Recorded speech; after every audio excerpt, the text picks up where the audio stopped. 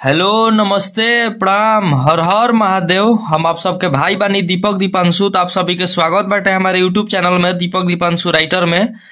तो रउआ लोग कैसन बानी? हमरा आशा न पूर्ण विश्वास बा कि आप लोग एकदम ठीक होखम और एकदम ठीक रही जाए, एकदम मस्त रही जाए, स्वस्थ रही जाए और एकदम आप लोग व्यस्त रही जाए।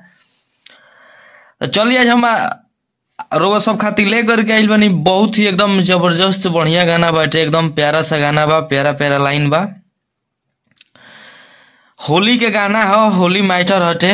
तर्ज बा पंडालवा के पीछे चंदन चंचल। चंदन भैया के गाना पर ही गाना लेकर के आइल बानी। हमारा आशा न पूर्ण विश्वास बा कि वो सबके बहुत ही ज्यादा एकदम बेहद पसंद आई, अच्छा लगी। और वीडियो के माध्यम से आप सबके प्यार दुलार, प्यार सपोर्ट अपने भाई दीपक दीपांशु और इस चैनल के आप लोग जरूर देहब जा और जरूर मिली। हमारा आशा न पूरा विश्वास बा। तो चलिए, जब भी भाई अभी तक ले हमारे इस चैनल के सब्सक्राइब नहीं कैले, प्लीज आप लोग सब्सक्राइब करके बेल आइकन प्रेस कर लीजा, ताकि जो भी वीडियो लेकर के नोटिफिकेशन आप सबके पास पहुंचे, ताकि आप सब उस वीडियो को देख सकीजा।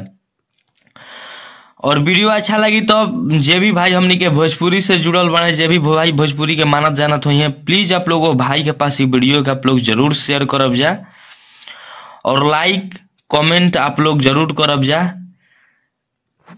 ताकि वो सबके कमेंट कइला से पता चलेला कि हाँ मैटर कैसन बा, कैसन लिखल बानी।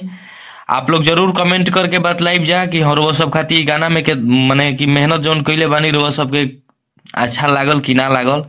काहे कि एगो अपना से कुछ अलग मैटर बनैले बानी, होली के गाना है। तो चलिए, जे भी भाई के हमरा से पर्सनल गाना लेवे के हो कि अब म्यूजिक बनवावे के हो कि भाई हमसे कॉल व्हाट्सएप के जरिए संपर्क करके अपन काम करा सकत रहन। तो एक बार अभी होली के सीजन आ रहा बटे, एक बार आप लोग जरूर मौका दी जा, एक बार आप लोग जरूर जुड़ के आप लोग जरूर काम करी जा। काम अच्छा ना लगी, पसंद नहीं तो आप लोग जहाँ से भी करा सकिन जा, कोनो दिक्कत नहीं है। और जहाँ तक बात रहल कि गाना के, तो आप लोग गाना के जब भी पर्सनल गाना लेवे के होखे तो आप लोग एक बार संपर्क जरूर करी जा। कम से कम खर्च में आप लोग के बढ़िया बढ़िया गाना मिली। तो चलिए, सिंगल सॉन्ग बाटे, चंदन भैया के डिबेट गाना है, लेकिन वो हम इस सिंगल लिखले बानी। तर्जवा पंडलवा के पीछे चंदन चंचल, होली मैटर 2025। तो हम वो सबके देर ना करते हुए हम वो सबके डमी करके सुनाओ। तो नहीं, आप लोग ध्यान से देखब जा, ध्यान से सुनब जा, तो मैटर खुद समझ में आई। जौना अंदाज में गाई वही अंदाज में आप लोग के गावे के बाटे।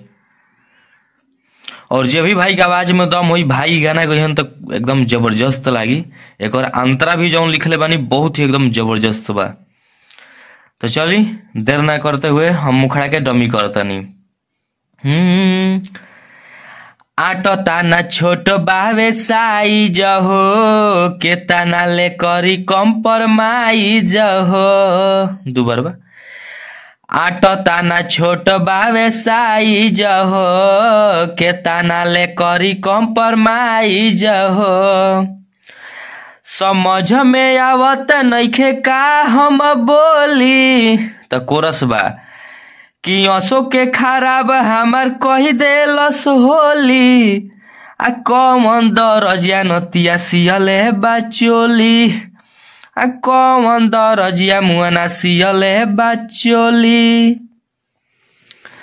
तो आप लोग के हमारी लिखल मुखड़ा कैसन लागल आप लोग कमेंट करके जरूर बतलाइब जा। अच्छा लगी तो प्लीज आप लोग ये वीडियो के ज्यादा से ज्यादा आप लोग सपोर्ट करब जा।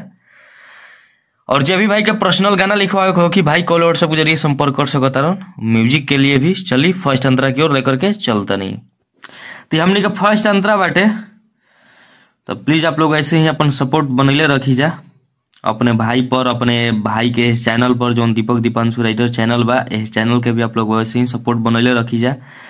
और वह सबसे आगे रहा विनती बा भैया कि कुछ दिमाग में सोच के मेहनत करके लिखी ना, तो बस मेहनत के बदौलत रहुआ सब खातिर एगो लाइक और एगो कमेंट रहुआ सबसे बस यह मांगी ना कि आप लोग कमेंट जरूर करब जाए और एक एक लाइक आप लोग जरूर करब जाए। जे भी भाई ये वीडियो के देखी हन, प्लीज आप लोग बिना लाइक बिना कमेंट कैले मत निकलब जाए।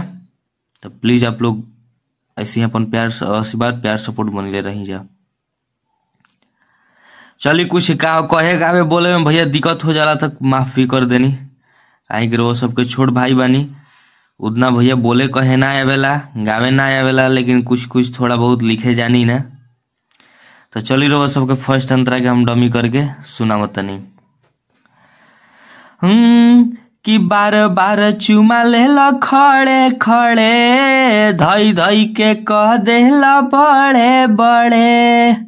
दो बार बा कि बार बार चुमा लेला खड़े खड़े, छू छुई के कह देला बड़े बड़े। आ फिर अभी कहता वह ने टोली, त कोरस बा कि मन करे मार दीही भेजा में गोली। आ कौन दरजिया नतिया सिहले है बाचोली, या कौन दरजिया मुआना सिहले है बाचोली। तो हमारी फर्स्ट अंतरा रहा वो सब अंतरा कैसा लागल आप लोग के जरूर बतलावे के बा। अच्छा लगी तो प्लीज आप लोग अपने भाई पर ऐसे ही प्यार दुलार प्यार सपोर्ट और आशीर्वाद अपन बनैले रहब जा। और जे भी भाई के पर्सनल काम करवावे को होगी भाई हमसे जुड़ करके काम करा सकता है। चलिए तो नेक्स्ट सॉन्ग के लिए टाटा बाय बाय, जय हिंद जय भारत, जय हो भोजपुरिया समाज, जय मां सरस्वती।